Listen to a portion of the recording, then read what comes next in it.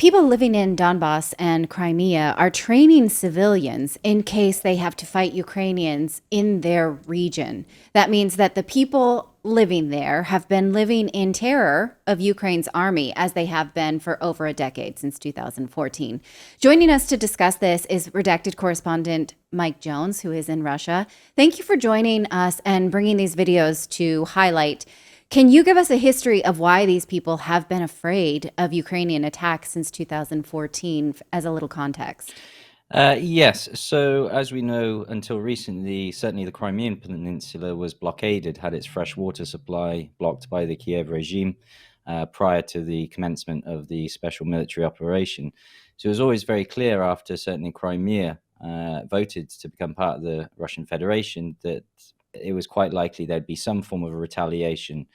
How that would take place wasn't known. So, measures were taken way back then by the not even the authorities. This was a homegrown sort of civilian slash former military movement to prepare civilians for not just military but emergency situations such as medical training and crisis management and these sort of disciplines.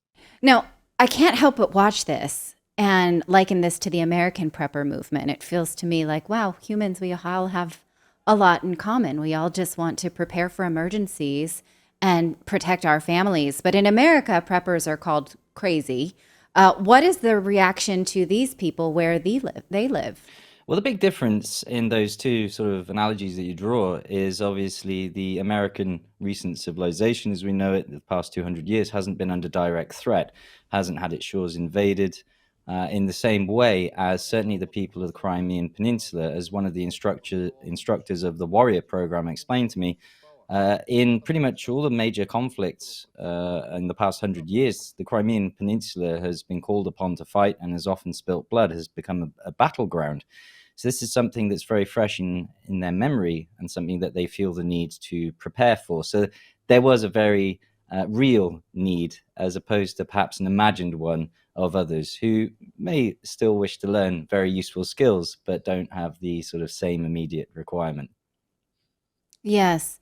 Now, you found these videos where civilians are being trained by veterans, but we know that during the Maidan coup, civilians were prepared to fight the incoming Ukrainian army with shovels and gardening tools. So, does this show us that they're better equipped now? Yeah, this has been a training program that's actually been in evolution from what I understand. So it was, as I say, a kind of mix of civilian and military initiative. And what I mean by that is, whilst it was volunteer instructors, many of them were former special forces, Spetsnaz officers that were lending their experience. And most recently, that's therefore evolved to even units that have been fighting near Robotina have been rotated out and then have gone to Crimea to then share their experience. And we're talking about very recent developments such as drone warfare, which has really come to fruition at this point in time, whereas it wasn't so prominent before. The initiative in Crimea actually services civilians now in the Donetsk region, Lugansk region, Kherson, and Zaporozhye. So from that peninsula, they go out to help with those civilians.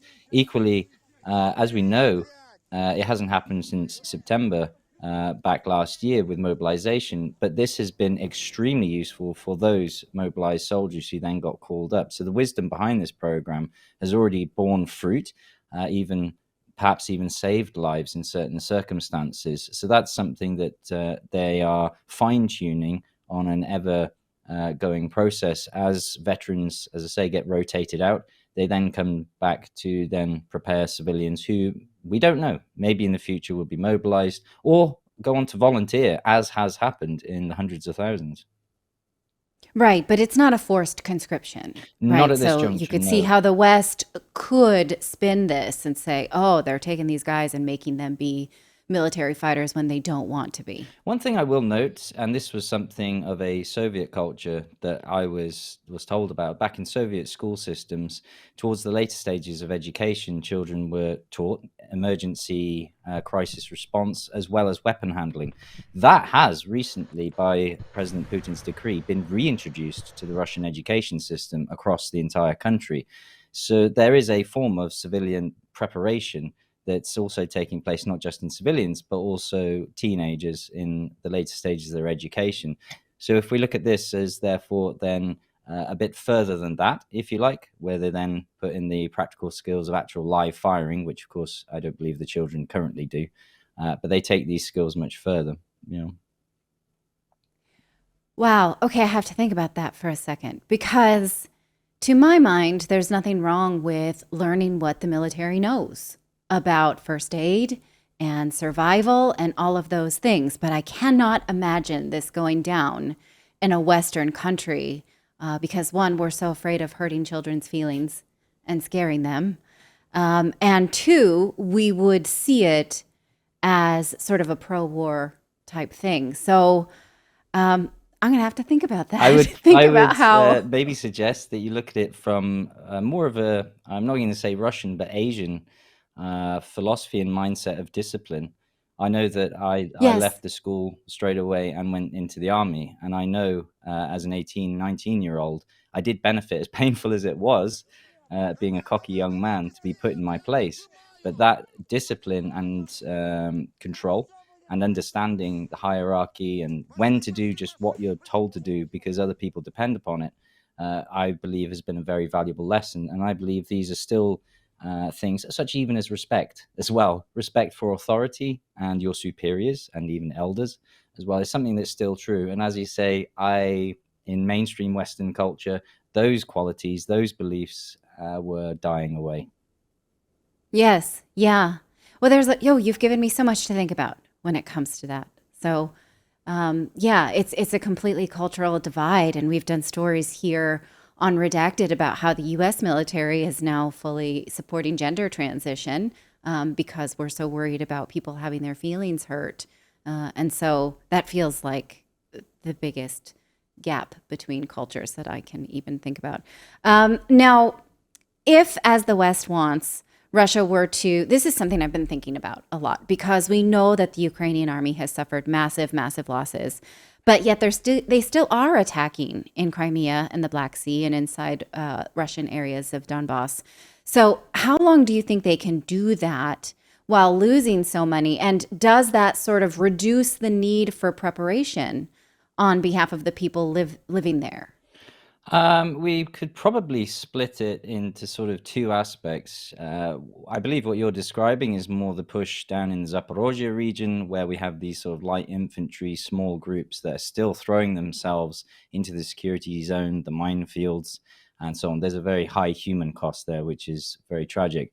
Now, very recently, there's been an intensification of attacks directly on the Crimean Peninsula. Some of them have been small squads in boats that have been sent on suicide missions. But of course, the frequency of those have been far smaller.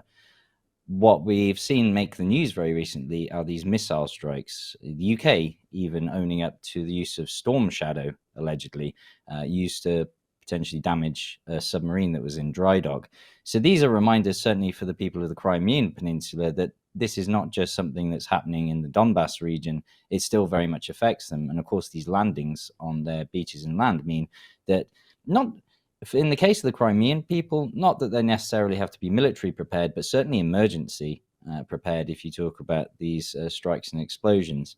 Not to say that they have been a high frequency of civilian targets struck, such as we've seen in Donetsk, but nonetheless, this response sort of procedure and program is obviously still very much relevant and required to ensure that, again, lives are saved in those crisis moments. Yeah. Well, this is fascinating. And I wish that, there was something we all could learn from each other. Like I said, I wouldn't mind learning the types of skills that people who go through any military have to learn, or passing that on to my children.